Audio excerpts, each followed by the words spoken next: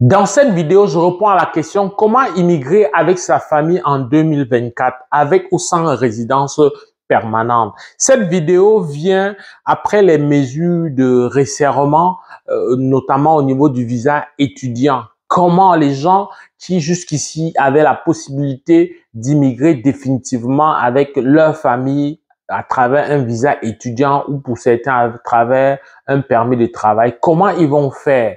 Alors, je réponds à cette question très clairement. Il y en a aussi qui, dans les cas de procédure de résidence permanente, vont d'abord seuls et laissent leur conjoint, soit parce que le conjoint n'est pas décidé, mais davantage parce que le profil du conjoint est plutôt quelque chose de contre-productif pour la procédure. Je te dis donc clairement comment faire pour immigrer avec sa famille.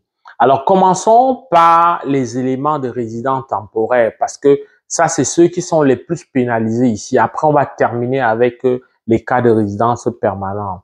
Tu le sais, dans les mesures qui ont été prises à travers le resserrement des visas étudiants, désormais, avec les mesures de resserrement, ton conjoint ou ta conjointe ne peut pas te suivre avec un permis d'études lorsque tu étudies au niveau du DEP ou au niveau donc, du collégial. Donc, ça, clairement, tu dois oublier ça. Par contre, ce qu'il faut savoir, c'est que cette mesure ne touche pas les enfants. Ça touche vraiment surtout le conjoint qui accompagnait.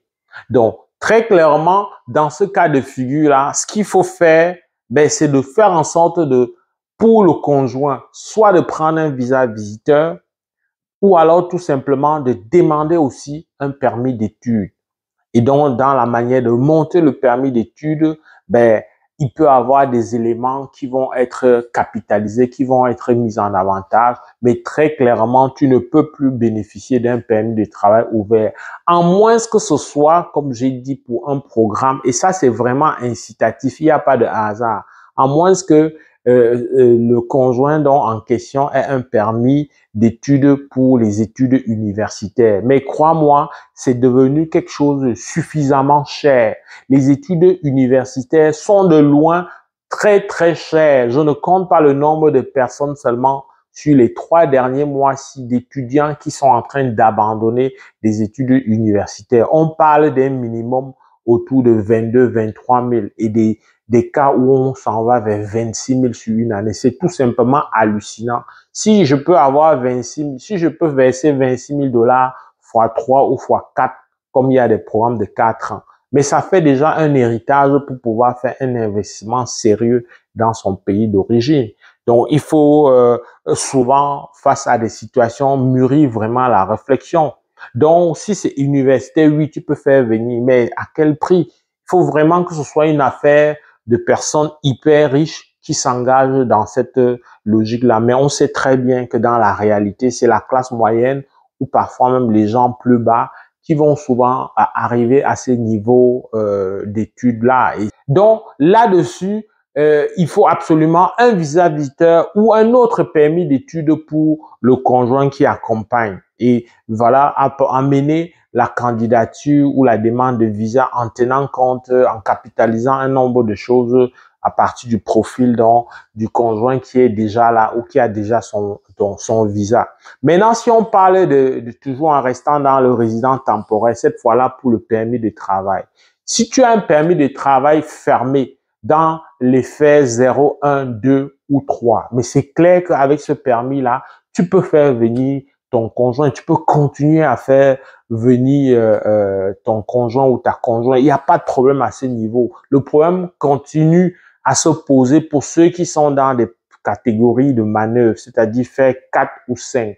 Faire 4 ou 5, tu ne peux pas, comme travailleur, tu ne peux pas faire venir ta conjointe ou ton conjoint. Ce n'est pas possible. Bien sûr, tout ce que je dis n'est pas valable pour les enfants. Donc, permis de travail, pour que la famille se réunisse entièrement, il va falloir que ce soit dans un fait 0, 1, 2 ou 3, c'est-à-dire dans un métier qualifié ou dans un métier semi-qualifié, on va dire ça comme ça.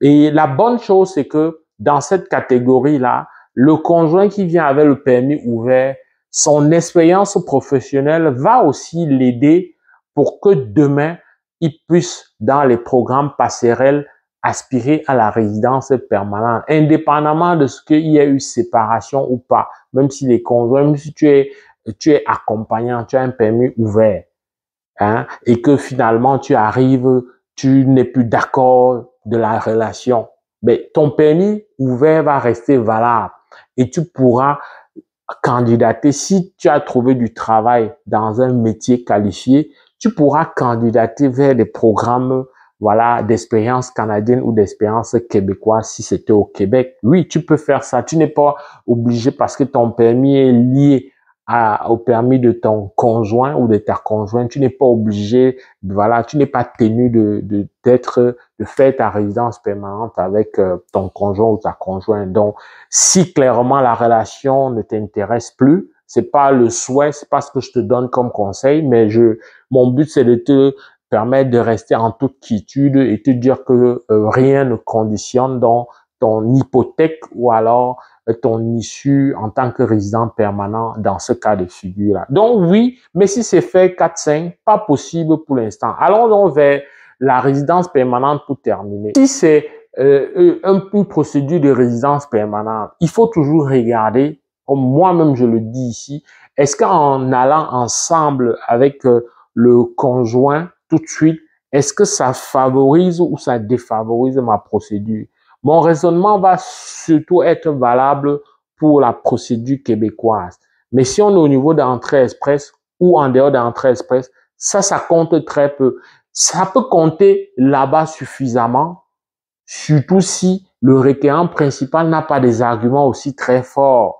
Je ne vais pas m'attarder dessus parce qu'il y a plusieurs éléments et angles sur lesquels on va venir regarder pour comprendre qu'un profil ou qu'une candidature est plus solide et qui à elle seule peut porter toute la famille. Mais parfois, ça peut demander un coup de main du conjoint. Mais dans tous les cas et par expérience, dans les procédures sur entrée express, le conjoint est moins nuisible pour la procédure de la famille. Donc, il y a ça, mais dans l'absolu, il faut savoir que, première chose, tu dois absolument déclarer en amont. Parfois, en cas d'hésitation, très clairement, cette technique, l'enjeu est grand, il faut te faire accompagner. C'est avec beaucoup de plaisir qu'on peut le faire pour toi. C'est avec beaucoup de plaisir qu'on peut t'aider à voir clairement pour ce qui est de la famille, qu'est-ce qui est la meilleure chose à faire. Est-ce qu'il faut vraiment clairement aller tout seul?